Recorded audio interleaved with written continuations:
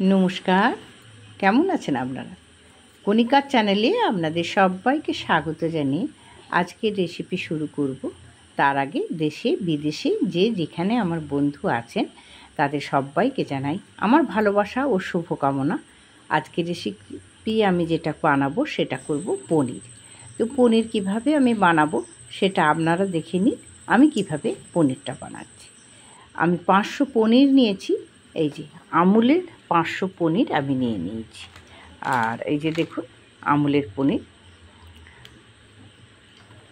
ছুরি দিয়ে পনিরটা আমি কেটে নেব। তার আগে একটা শুকনো মশলা শুকনো খোলাতে আমি ভেজে নেব।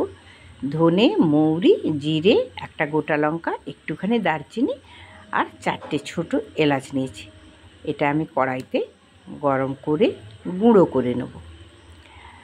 তো আর এখানে ওর জন্য যা নিয়েছি, কয়েকটা আমন্ড ভিজিয়ে রেখেছিলাম, খোসা ছাড়িয়ে নিয়েছি, একটু কাজু আর একটু পোস্ত অল্প, আর দই, অবশ্যই টক দই নিয়েছি। দইটা আমি জল ঝরানোর জন্য একটা ছাঁকনিতে নিয়েছি। ঘি নিয়েছি, কিছুটা কেশর নিয়েছি, একটু দুধ নিয়েছি, কয়েকটা কাঁচা লঙ্কা আর আমুল বাটার।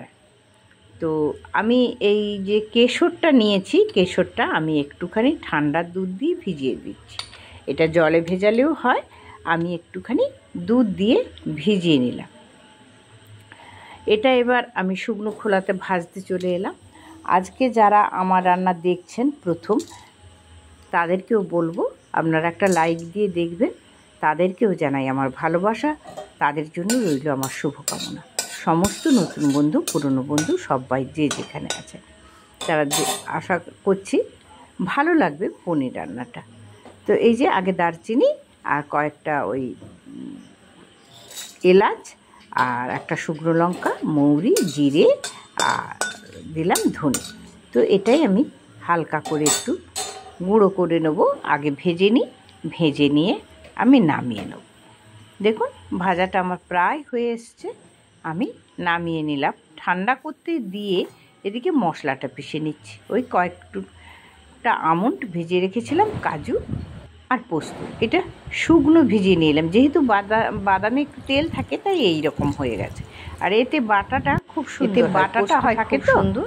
জল দিয়ে একদম সুন্দর একটা পেস্ট বানিয়ে নিলাম। আর এখানে শুকনো যে মশলাগুলো আমি শুকনো খোলায় ভেজেছিলাম গুঁড়ো করে নিলাম। আর পনিরটা দেখুন এইভাবে কেটে নিয়েছি, একটু কোনা করে একটু চৌকো করে এইভাবে পনিরটা আমি কেটে নিয়েছি। পনির কাটা শেষ, মশলা বাটা শেষ, গুঁড়ো মশলাও করে নিয়েছি। এবার কড়াইতে তেল দিয়ে দিলাম। তেল দিয়ে পনিরগুলো আমার ভাজার পালা। তার আগে একটা পাত্রে আমি জল নিয়েছি, অবশ্যই ঠান্ডা জল, তাতে একটু নুন দিয়ে দিলাম। আর পনির যে ভাজবো কড়াইতে, যাতে না পনিরগুলো লেগে ভেঙে যায়, তাই কড়াই তেলে আমি একটুখানি নুন দিয়ে দিলাম। নুন দিয়ে এবারে পনিরগুলোকে সুন্দর করে ভেজে নিচ্ছি। খুব বেশি লাল করব না আর একদম সাদাও রাখবো না। যদি আপনারা মনে করেন কেউ পনির না ভেজে রান্না করবেন, তাহলে কিন্তু পনির না ভেজেও রান্না করতে পারেন, খুব সুন্দর হবে। তো পনিরগুলো আমার ভাজা হোক, ততক্ষণ দইটা যে আমি জল ঝরিয়ে রেখেছি, এই দইটা ফেটে নিচ্ছি। অবশ্যই আপনারা জানেন দইটা আমি সবসময় ফেটে নিই একটুখানি ময়দা দিয়ে। তো দইটা আমার খুব সুন্দর করে ফাটা হয়ে গেছে। এধারে পনিরগুলো ভেজে নিয়ে আমি জলে ডুবিয়ে দিয়েছি। আর এদিকে ওই যে তেলটা ছিল পনির ভাজার তেলে, তাতে একটু গাওয়া ঘি দিয়ে দিলাম। ঘিটা অবশ্যই আমার বাড়িতে তৈরি ঘি, সেটা আপনারা সবাই জানেন আমার যে বন্ধুরা। এবার আমি ফোড়নে দিচ্ছি একটা গোটা কালো এলাচ, অর্থাৎ বড় এলাচ, এটা দিয়ে দিলাম। সবুজ এলাচ তো আমি গুঁড়ো করে রেখেছি। তো এই এলাচটা, বড় এলাচটা আমি ভালো করে একটুখানি, বড় এলাচ ভাজার যখন মিষ্টি একটা গন্ধ চলে আসবে, দেখুন বড় এলাচটা দিয়ে দিয়েছি। এইবারে আমি ওই যে মশলাটা বেটে রেখেছিলাম, মশলাটা আপনারা সবাই জেনে গেছেন এতক্ষণে যা মশলা দিয়েছি, এই মশলাটা দিয়ে এবারে আমি কষতে থাকবো এবং সুন্দর করে কষে নেব।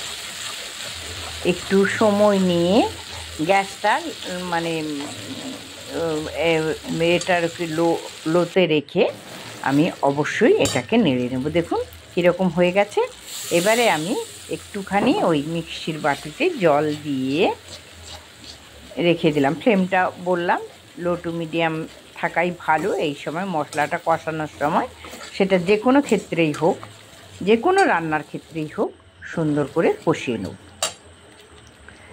তো কষানো হয়ে গেছে। এবারে ওই যে ফেটে রেখেছি টক দইটা অবশ্যই দিয়ে দিলাম। টক দই দিয়ে বেশ কিছুক্ষণ ধরে আস্তে আস্তে করে আমি নাড়তে থাকবো, মশলাটা যতক্ষণ না একটা মিষ্টি গন্ধ আসছে। অবশ্যই মানে খুন্তি বা আপনার কিছু না থামানো যাবে না, কারণ এটা আমন্ড আছে এবং কাজু আছে। এই দেখুন খুব সুন্দর করে ভাজা হচ্ছে। এবারে ওই যে পনিরটা তুলে নিয়েছি, পনির ভেজানো যে জলটা সেটা আমি ফেললাম না, সেই পনির ভেজানো জলটাও এতে দিয়ে দিলাম। মশলা কষানোর সঙ্গে পনির ভেজানো জলটা দিয়ে, কারণ ওতে তো সব কিছুই ছিল, তাই জলটা ফেললাম না। এবার দিয়ে দিচ্ছি বেশ কয়েকটা কাঁচা লঙ্কাগুলো আমি চিড়ে দিয়েছি, কারণ আমি লঙ্কা দিইনি। এবার কিন্তু আমি নুন দিলাম, লঙ্কা দিইনি, একটাই শুকনো লঙ্কা গুঁড়ো করতে দিয়েছি। আর পনিরটা কিন্তু একটু মিষ্টি মিষ্টি হবে। এই পনির যেটা আমি রান্না করছি একটু মিষ্টি মিষ্টি হলেই এই পনিরটা ভালো লাগে। কাঁচা লঙ্কার একটা ঝাল বেরোবে, যারা বেশি ঝাল খেতে চান তারা কাঁচা লঙ্কাটা কেটে খেয়ে নেবে। এবারে আমি বেশ কিছুটা গরম জল করতে রেখেছিলাম, সেই গরম জলটা দিয়ে দিলাম মশলাতে। এই দেখুন মশলাটা খুব সুন্দরভাবে কষানোও হয়ে গেছে। আর গরম জল দিলাম, নুনও তো দিয়ে দিলাম। এবারে কিন্তু পনিরগুলো দিয়ে দিচ্ছি, কারণ পনির তো আমার ভাজা হয়ে আছে। আর নুনটা আপনারা দেখে দেবেন, কারণ পনির ভাজার সময় আমি কড়াইতে একটু নুন দিয়েছিলাম, পনিরটা ভিজিয়ে রেখেছিলাম সেখানেও একটুখানি জলে নুন দিয়েছিলাম। এবার দেখুন কি সুন্দর ফুটতে শুরু করেছে আর সাদা ধবধবে একটা কালার এসছে। অবশ্যই চিনি বলেছি আগে যে একটু মিষ্টি মিষ্টি হয়। আপনারা জানেন যে কণিকাদির রান্না মানে একটু মিষ্টি পড়ে, আর এতে তো মিষ্টি দিতেই হবে, একটু মিষ্টি মিষ্টিই হয় পনির মানে একটু মিষ্টি হলে কিন্তু ভালো লাগে। তো এইবারে দেখুন এই যে কেশর ভেজানো আমি জলটা রেখেছি, দুধে কেশর জল নয়, সরি, কেশরটা আমি দুধ দিয়ে ভিজিয়ে রেখেছিলাম, কালারটাও বেরিয়েছে সুন্দর। শুধু কালারের জন্য না, কেশর যে কোনো কিছুতেই পড়লে তার একটা গন্ধ দারুণ লাগে। তাই একটুখানি কেশরের যে দুধ ভিজিয়ে রেখেছিলাম সেই কেশর দেওয়ার দুধটা পনিরে আমি দিয়ে দিলাম।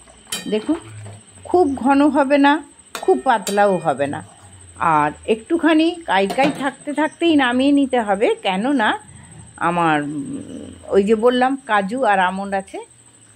একদম প্রায় আমার রেসিপি শেষ হয়ে এসছে, শেষের পথে, তাই কসুরি মেথি একটু দু হাত দিয়ে ঘষে দিয়ে দিলাম। এবারে যে মশলাটা আমি গুঁড়ো করে রেখেছিলাম, অবশ্যই আধ ভাঙা একটু খসখসে করে গুঁড়ো করে রেখেছি, সেই মশলাটা এবার দিয়ে দিলাম।